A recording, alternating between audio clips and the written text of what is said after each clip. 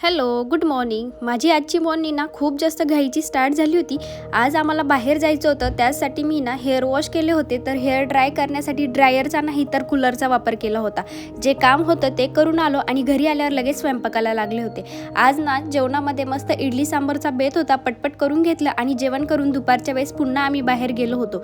आमचं लॅपटॉप खराब झालेलं होतं, त्याला रिपेअर करायला टाकलं आणि त्यानंतर लगेच आम्ही स्मार्ट बाजारला गेलो.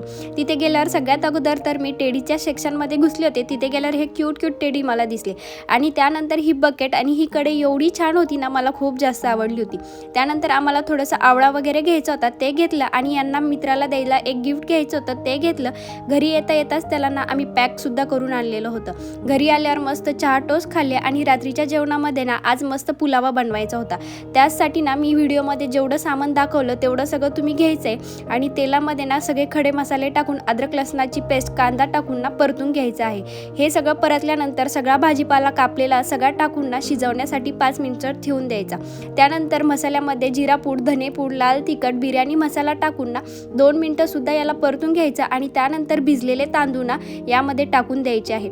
मी 1 ग्लास तांदूळ घेतले होते, त्यासाठी मी 1.5 ग्लास पाणी घेतलेलं आहे. ह्या प्रमाणात जर केलं तर खरंच खूप छान आपला पुलाव बनतो आणि फक्त 1 शिट्टी काढून घ्यायची आणि नंतर पूर्ण वाफेवर हा पुलाव होऊन द्यायचा. त्यानंतर जेवण केले, पण भांडे घासायचं खूप जास्त जीवावर आलं होतं म्हणून मस्त गाणे ऐकत ना भांडे घासले, सगळं काम आवरून घेतलं. Thanks for watching. भेटूया नेक्स्ट व्हिडिओमध्ये. तोपर्यंत बाय.